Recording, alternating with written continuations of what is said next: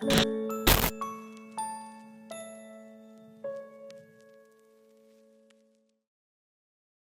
everybody, Alex here. Yesterday I told you guys I'd be making a guide on this new kind of shiny hunting method in Pokemon Ultra Sun and Moon that regards the Ultra Warp Ride, and it's actually been incredibly effective at finding shinies for myself so far. Over, I don't know, about 8 hours of testing, I'm hitting about a 7.4% rate of finding shinies if I'm playing the mini game what I like to call correctly. And so if you guys are interested in that, that's what this video is going to cover. Now, the Ultra Warp Ride is actually mainly here in order for you to catch legendaries, and almost all legendaries in this game, barring a handful, are no longer shiny locked. So it's kind of cool. Now, those are still super rare. I haven't encountered any of those, but some of these warp holes, most of them actually, will take you and you'll encounter like a regular Pokemon, one of actually 20, depending on which color you pop into. And those have a much higher chance of being a shiny, to the point where it's kind of ridiculous. So I wanted to cover what I did in order to maximize my chances of getting a shiny from these warp holes. And seriously, like I said, over 4 or so hours of testing yesterday extensively, and then 4 hours of streaming before that where I was just goofing around, I found some pretty helpful techniques and a pretty consistent way to get one of these things at least one an hour, more frequently one every half hour, as long as you're staying focused. So here's basically the rundown on that.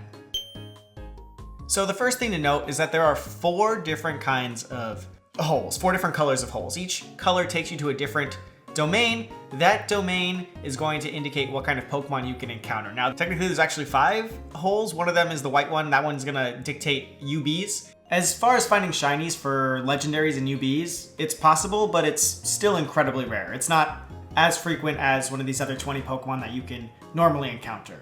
Aside from the fact that there are 4 different colored holes, there are also 4 different types of holes. Rarity indicators, I think, is the right way of putting this. You've got normal rarity indicator, where it just looks like a regular warp hole. It's got nothing around it. You've got what we like to call single rings, where it's got a single special ring around it. Well, surprise, it's where it got its name. You've got double rings, which, once again, pretty obvious. And then something that I like to call flower. And the flower is a double ring with like hella hype going on. Basically, that's what's going on, just super hype.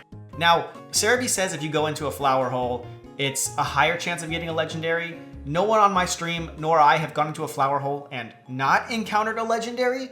I'm not saying that it's not possible to not find a legendary, but I haven't not found a legendary in a flower hole. So for that reason, and for this guide, we're going to be focusing on the double ring holes, because that's where I've been finding the most success, actually almost all of my success, finding shinies pretty consistently. Currently, a lot of people think that the further you go in Ultra Warp Ride, the better chances you have of encountering a rarer Pokemon. And it's partially true in the fact that the further you go, the rarer the warp hole, the higher the chance the rarer the warp hole it's gonna appear to you. But part of our testing yesterday, and most of it, was extensively testing distance versus types of holes and how that encounter rate changed. And what we found actually was that a double ringed hole, no matter the distance, gave us about the same encounter rate for shiny Pokemon. So ultimately speaking, double ring holes gave us better encounters than single ring and normal, of course. They didn't give legendaries as much as the flower ring, because flower ring's always a legendary, and we were looking for shinies. So the double ring hole at any distance was just as good as any other distance. Now, that can potentially be, I don't know, found out to be incorrect later. Maybe there's a slighter higher chance. Maybe it's some kind of like weird chaining thing. But at the same time, the time it takes to hit the shortest double ring hole you find and the current encounter rate for shinies makes it so much more efficient to hit the shorter double ring holes and hope there's a shiny there, whether it has better odds or whether it has the same odds or worse than a further one. That's your goal. You want to get out of the gate and you want to find the first double ring hole, you want to go into it, and you want to go see if it's shiny or not. So I'm gonna cover some techniques right now, and these are pretty important as far as maximizing your time, so you're getting into the most double holes as quickly as possible and as consistently as possible. The first thing I want to talk about here is just the early game. The early game floods you with a lot of oranges. That's what we call these, oranges. And so what the oranges do, after a lot of testing, so they speed you up, but you also don't really maximize on speed all that much. If you take 20 orbs right at the beginning and 20 orbs spread out, you get about the same distance. The only real difference here is that gravitational pull will start to affect you earlier because you do peter out a little bit earlier if you grab all the 20, like 20 in a row right at the start. So spreading them out is a little effective, but at the same time, maximizing the oranges early game is super important, especially because you're flooded with them. It'll get you the distance real fast, and it's gonna get you to those double holes.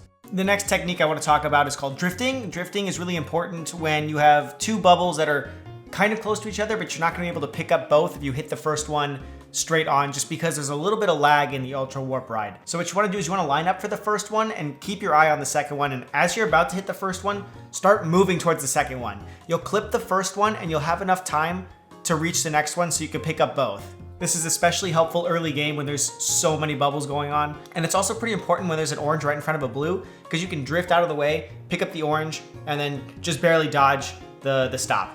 Another technique that I found that was really helpful is what I like to call releasing. Now, the thing is, when you're operating the wormhole, it's a little slow, obviously. You got a gravitational pull pulling you. It's understandable. It's not a malfunctioning in the game. It's got a little bit of a drag. If you drag to the side though, trying to collect, let's say, an orange or two, when you let go of the circle pad, your character immediately returns to the center. It starts heading back to the center, but it heads back to the center faster than when you operate it yourself. It's small, but it's noticeable, and it helps especially me operate in both collecting more oranges. So if I am on the right side collecting a couple oranges, I can release back to the middle a lot quicker than if I just manually held all the way to the left.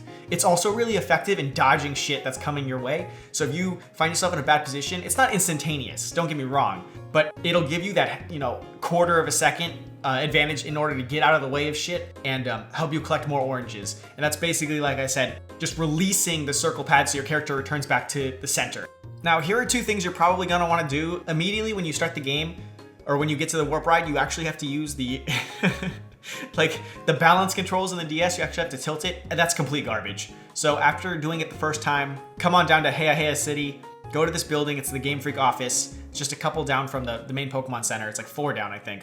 First floor, I guess technically second floor. And then go into the Game Freak office, talk to this person right here on the left. He'll be like, oh, I found a secret document. You wanna use the circle pad? Say yes, you definitely wanna use the circle pad. On the other side, if you wanna go and get Solgaleo, you wanna use Solgaleo instead of Lunala, which I completely recommend. I've done both, and I think Solgaleo is a little bit easier to ride. The model character for it is just a little bit more direct, so you kind of have a better idea of where you're actually at and what you're actually gonna hit. You go into, basically it's like where the warp ride starts, but you're gonna click the second option, go to the galactic town, whatever that shit is called, talk to the person on the right, and they'll be like, hey, you wanna ride Solgaleo or Lunala? Pick Solgaleo, and then you're gonna be good to go.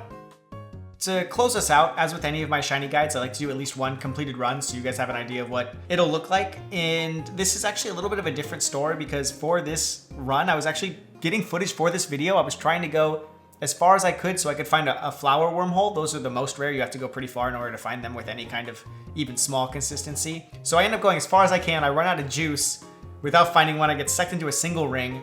And like I said earlier, it's always worth checking, and there, lo and behold, it was just a shiny Ardina, which is so funny. I think that really attests to how common these shinies are for these Pokemon if you're doing this shiny method. So if you get sucked into a different hole by accident, it's worth checking out. It's just better to overall go into the doubles as fast as you can, like the soonest one you can find. Important to note, if you land in a wormhole and you save and then you go and you see the Pokemon is shiny, you can soft reset there for IVs and the Pokemon will still be shiny. There is an exception. Legendaries don't work like that. If you save before a legendary and you fight it and it's shiny, don't reset, because the shiny will reset as well. But vice versa, if you go and find a Dialga or something and you're gonna sit there, you can soft reset that Dialga for being shiny as well as IVs. So just keep that in mind. If you want to save before a regular double, a regular wormhole that you've gone into, you can reset that and it'll still be shiny. According to Cerebi, I haven't done it. Take that with a grain of salt, but I believe his information. I believe he's done it. So I know Joe himself has got like 7 shinies as well, and we were both only doing it for a day. So I think that really tells you, like, it's really crazy. It's crazy, but it's fun. I think it's worth trying. And ultimately, maybe the later double circles. I actually dodge all of these, I think. Yeah, I do. Ultimately, the later double circles might have a smaller, higher chance, but just the timing it takes like a 2.5 minute run to get this far, versus like a 1 minute or 55 second run to get to the previous ones. Hopefully this guide helped you. Hopefully you guys are excited. All of these, I've already have, I think, 8 now. 1 double, 2 Audinos. 8 shinies from this method. A lot of that was not knowing what I was doing and not even hitting the double rings. So focus on the double rings, hit them as fast as you can, hit the first ones you see. If you get into a different hole, it's worth checking. You can find anything in any hole basically. It's just got a way lower rate. So have fun, enjoy, and I'll see you guys next time on another episode of Alex Teaches Cool Shit that you're really glad you watched and then liked and subscribed for. All right, cool. Peace. Feeling kinda strange, feeling kinda off. Don't know what's really going on. I feel like something's up and I